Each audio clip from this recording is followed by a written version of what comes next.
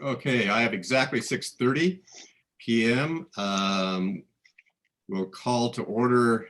We need, I don't know if we can, Laura, have the welcome screen. We'll call this June 2nd, 2020 meeting of the Cherry Hills Village City Council will come to order. In conformance with city regulations, the city manager's disaster declaration, and Tri-County Health Department state safer at home order, we are conducting this meeting virtually. So Laura, could you call the roll call of members, please? Councillor Safavi? Here. Councillor Wheel? Here. Councillor Brown? Here.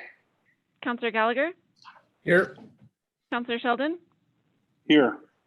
Councillor Blum? Here. Okay, we have all councilors present tonight. Laura, do we have any audience participation? We do not. Do not. Okay. Then Laura, agenda item 4, do we have any reports of city boards? Nope. Not tonight. Then we'll move to agenda item 5, which is a consent agenda. There's 2, A and B. Does anyone wish to have anything removed from consent agenda? I move to approve the consent agenda. Second. A motion and second. Let's take a roll call on this as well, Laura, please. Councillor Safavi? Yes. Councillor Wheel? Yes. Councillor Brown? Yes. Councillor Gallagher? Yes. Councillor Sheldon? Yes. Councillor Blum? Yes. Okay, we'll move on to new business, item 8A. And this is our city clerk, Ms. Gillespie, will present. Good evening, Mayor Stewart, members of City Council. Staff is presenting for Council's consideration tonight an application from our local pizzeria, Splendido LLC, DBA Pinos, for a temporary modification of premises to their liquor license. This is in response to the state's order, which encourages outdoor dining in restaurants now that in-person dining is allowed with restrictions. The state liquor enforcement division has been working hard on making it as easy as possible on local businesses to expand their outdoor seating areas. And our local pizzeria is wanting to take advantage of this new application process. They have been working on how to expand their outdoor patio area. The plan is to go into the parking spaces just a little bit, and I'll show a planned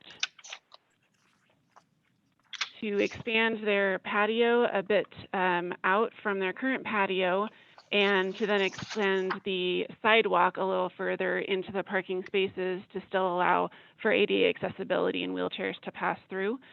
As part of this application, they have they've also obviously gotten permission from the landlord to do this, and they've also talked to all the other tenants in the area up at 1400 East Hampton Avenue and gotten their sign off as well.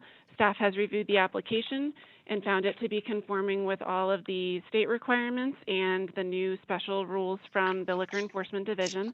Our municipal code does not have any particular rules on temporary modifications or on regular modifications of premises. And we have gotten referrals from our various city departments. The police department and the city attorney didn't have any particular comments on the application. Our community development department has had some comments, and so they'll be working closely with the applicant just on making sure that those modifications are done correctly, so there aren't cars kind of going into the new sidewalk area, just making sure all of that is constructed properly to ensure that the sidewalk remains safe. And so staff is recommending approval of this application with the condition that the Community Development Department signs off on the final modification prior to final city approval. Once that city approval is received, the application has already been reviewed and approved at the state level. They're doing a great job of really quick turnaround on these applications to try to help everyone out. So they have already given their approval pending our local city council approval. So the applicants are here. Pino Savarino and his manager, Michael Sutterfield, are happy to answer any questions, and staff is happy to answer any questions. Okay, thank you, Laura. Let's go down the line then. we could have Counselor Blum. Yeah, I'm definitely in favor of approving this. The only question I had was when they talk about temporary, is there any time limit on that, or is it subject to COVID thing changing, or what's the definition of temporary? It is, yeah. The current state emergency rule was put in place for 120 days, but that is going to be revisited later to see if that should be extended. The state will be in close communication with all the local municipalities so that we can be in close communication with our businesses so that everybody's on the same page about when that ends and when the temporary modification has to be retracted and put back to normal. So right now it's at 120 days from the original issuance of the emergency rule. So it would expire it was in May. So 120 days from there would be September 12th currently. Okay, that's the only question I had. Counselor Sheldon, Let's see, am I muted or can you hear me? we can hear you. Can you hear me? Okay, great. No questions. I wanted to thank Mr. Savarino and his team for putting together an application and coming in and addressing this with us. I'd also like to thank our staff, Director Kramer and our legal counsel and Chief Tovre for getting this thing cranked out. So I wish you good luck, Pino, and I hope your business thrives and you get back going again. That's all. Thank you. My name is Pino Savarino. We appreciate your cooperation. And we really need help, and we appreciate you do this for us. It's a lot of help for us. Very Thank good. you very much. Counselor Gallagher, I have no questions, just comment. Thank you for putting together a very good application and communicating well with your neighbors and your stakeholders in this modification, and wish you every success. Thank you. Counselor Brown. I only had one question. In looking at these two, that actually you have them up on the screen, the two drawings, they look the same to me?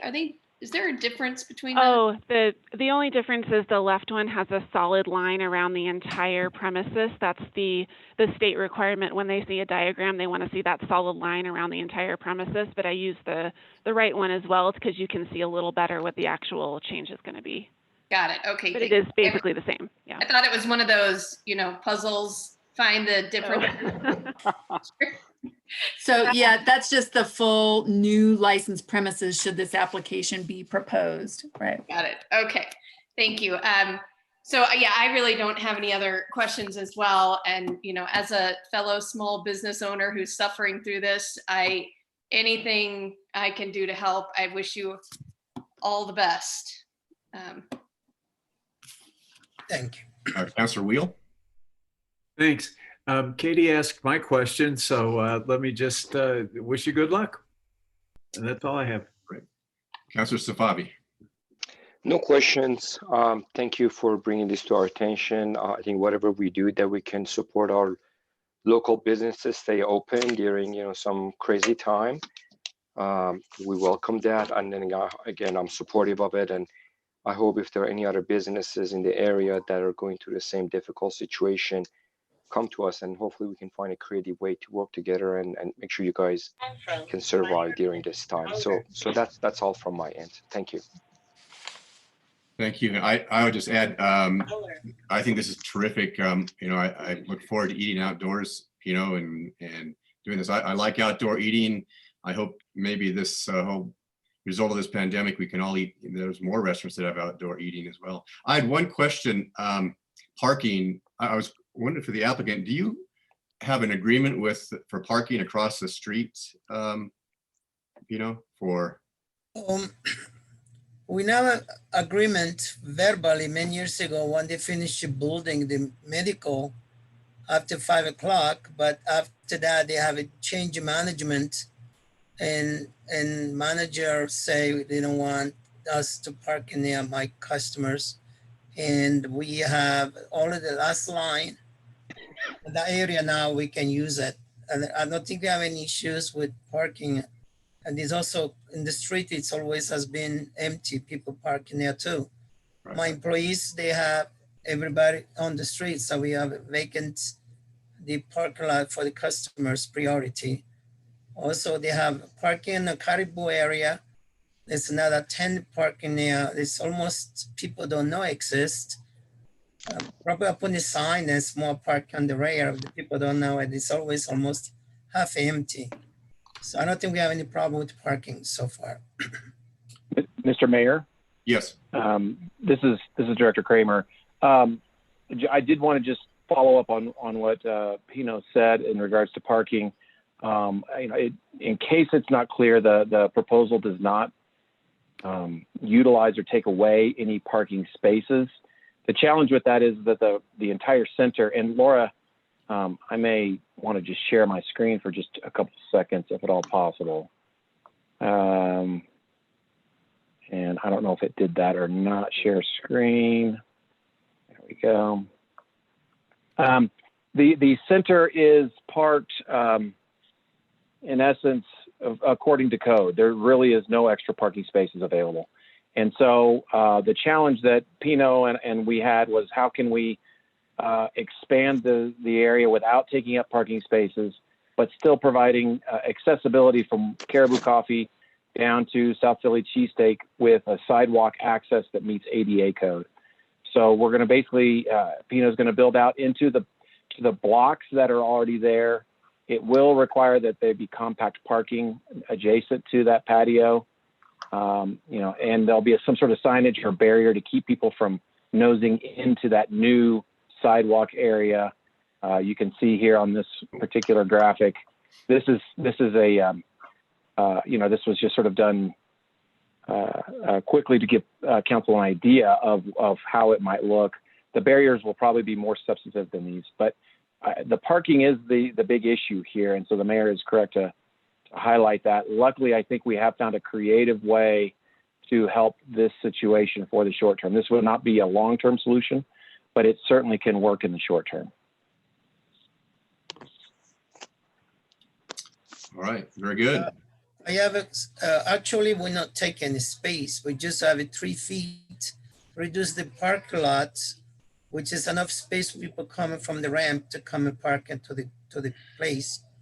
Parking lot still the same amount space. We just reduce. That's correct. Reduce all the 2 space, 3 feet. We reduce not for large but for long. That's all. Yeah, the number of parking spaces stays the same, which was critical for staff.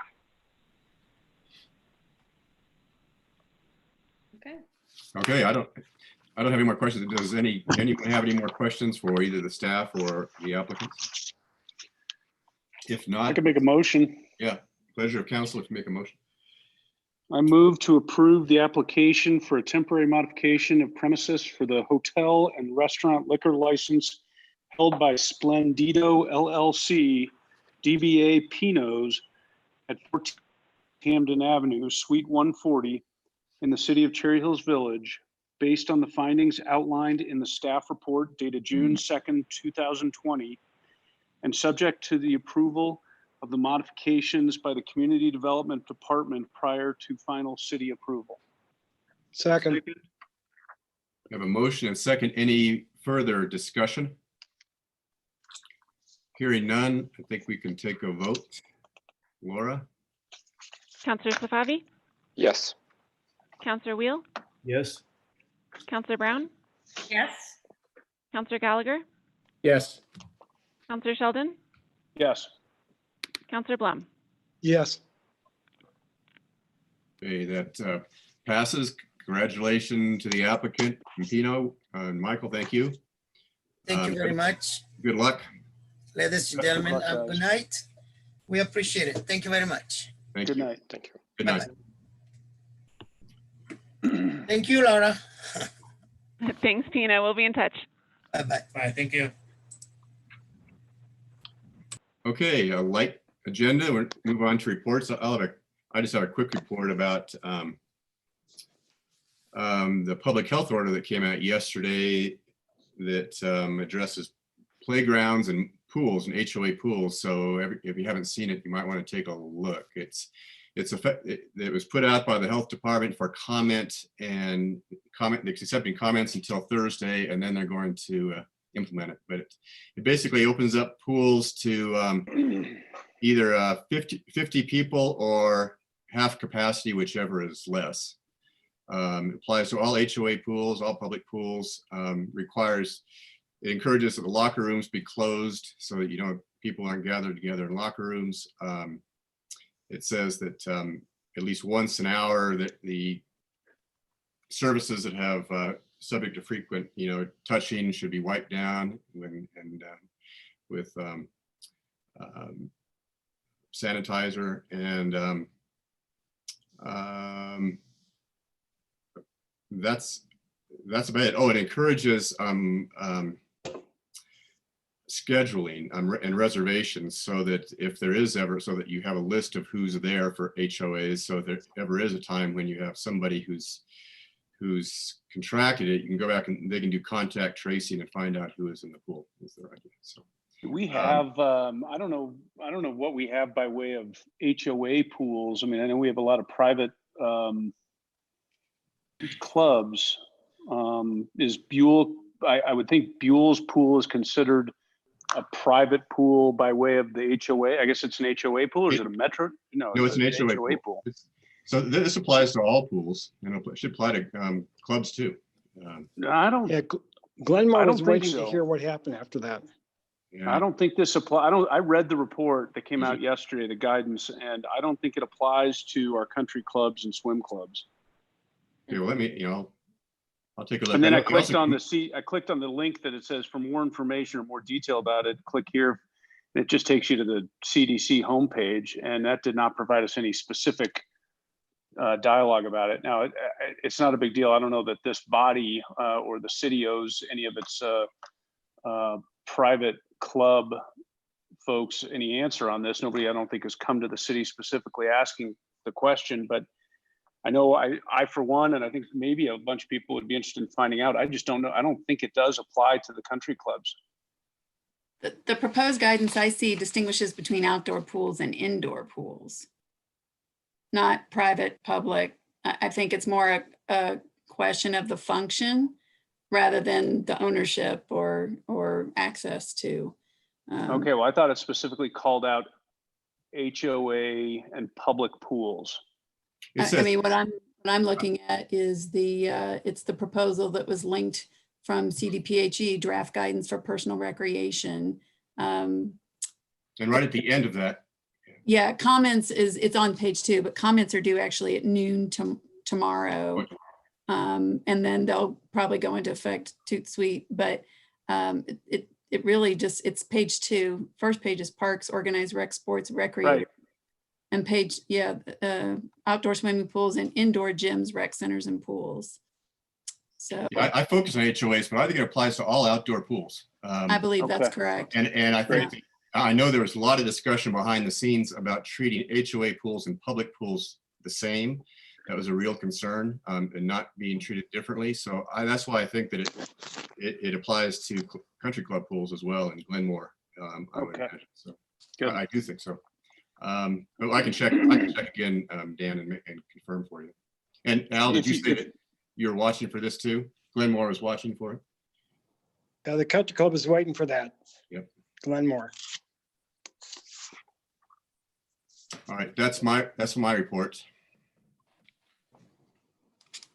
Anyone else? Let's see, Councilor Blum, No report.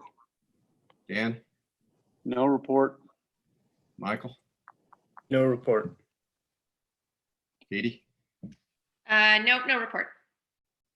Sorry, the light's getting even worse as time goes on. Randy, any report?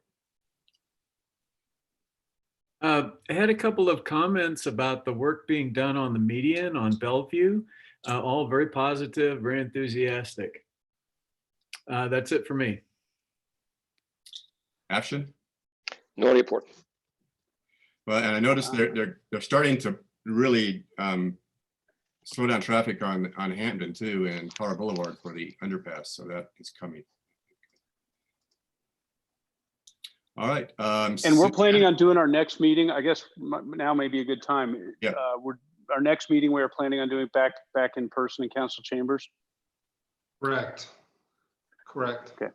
And we have now an exemption from the state for our meetings that are deemed critical operations. But I think we have a plan, or the city manager might can explain it to you. There's a plan to spread us out in the council chambers.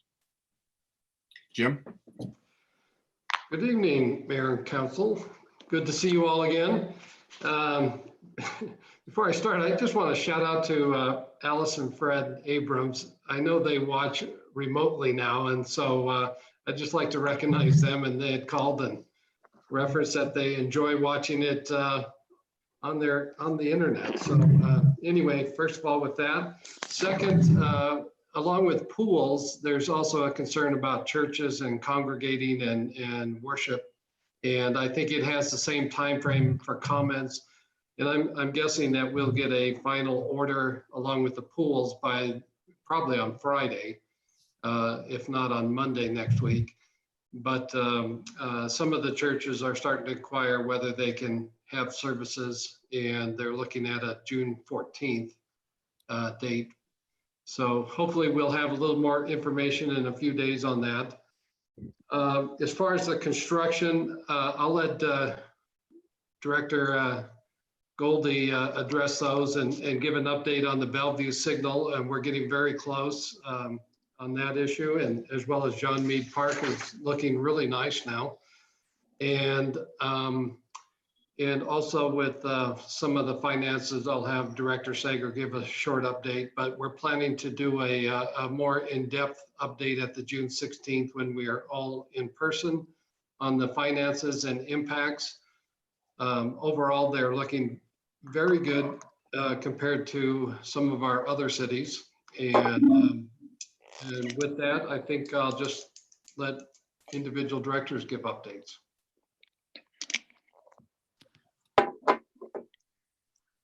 Good evening, Mayor, members of council. This is Jay Goldie, Deputy City Manager. I met with Hammond today on Hampton Avenue. It looks like they will begin the underpass under Colorado around June 19th. That will be weekend work when they open that up and close down Colorado. And it looks like late July to early August when they do the Hampton underpass. We continue to work with CDOT on the Bellevue Light. We are trying to get that passed with some temporary striping on Bellevue, as they're going to mill all of that off in 2 to 3 weeks. So we didn't want to paint that and then have it milled off right away. John Mead Park's moving along, like Jim said. Seed went down today on the Alan Hutto side. So once that sod and seed starts to establish, we can start to take those fences down so people can wander around on the path in there and see what we've done in there. I can answer any questions. I've got one. Jay, so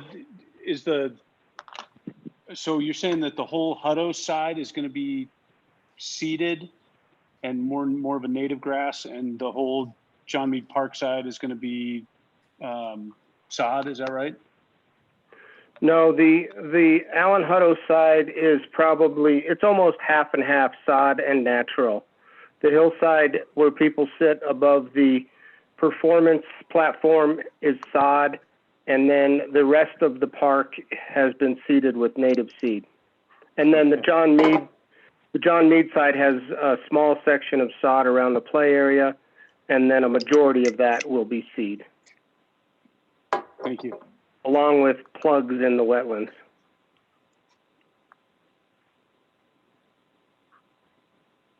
Okay, Director Kramer.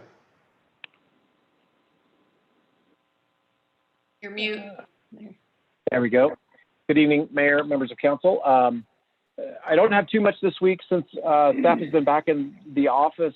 We have seen an increase in building permit activity. We are probably not quite all the way up to, maybe the last couple of years for summertime, but it is a lot closer than we were in April.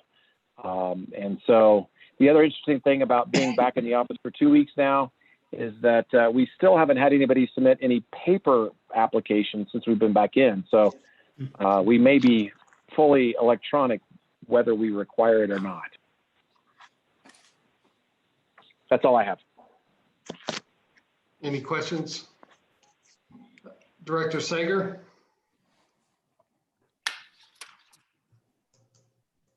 Good evening, Mayor, members of City Council. As I reported in the Friday message, building permits at the end of May were up actually 4%. So they pulled in, they had some big new single-family residence permits that came in and some other various permits that came in that brought that number higher, and sales tax is up 12% as well. So I expect municipal court, now that we're having court in session, we actually have it again this week, to have a little bit of a rebound as well. This week I met with Arapahoe County virtually with the other finance directors for a CARES Act meeting, and they opened up the reimbursement process. So they weren't able to provide any other clarification on the expenditures that we can submit for reimbursement. So he said, submit what you have and we'll take a look at it. So we have deadline of June 10th to submit the few expenditures that we have. So I'm working on that right now, and we'll go ahead and get that submitted by their deadline, and we'll see what happens. Happy to answer any questions if you have any. Okay. Chief Tobran. By the way, you're on mute. There you go. Thank you. Good evening, everyone. Just a couple of things with regard to the incident involving George Floyd up in Minneapolis. My staff is making sure we go over our use of force policies, our duties to report those types of incidents should they occur, our arrest control tactics, discussions of various scenarios that can go on, whether it's just a traffic stop, a pedestrian stop, or somebody comes by the city buildings and is upset with something. We're going over those things. And then I had a couple of questions with regard to quote unquote civil unrest, if that could cause issues with regard to vandalisms or criminal mischiefs. There's no way right now to predict that. I don't have any intelligence that says those things are going to happen, but we're certainly vigilant. And of course, as always, I have contacts with all of my peers in Arapahoe County. So just a couple of things along those lines to make sure we stay abreast and up to date about what's going on. Thank you. And I can answer any questions should anybody have any.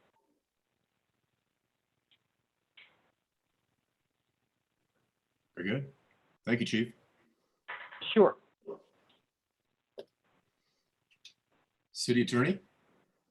I'll just piggyback on what Director Sager said. I was on a call today with the county attorney for Arapahoe County, a couple of them, and the municipal attorneys around here trying to interpret and understand the specifics of reimbursable expenses under the CARES Act IGA that was ratified tonight. And bottom line is they're still trying to do a fair amount of interpretation themselves.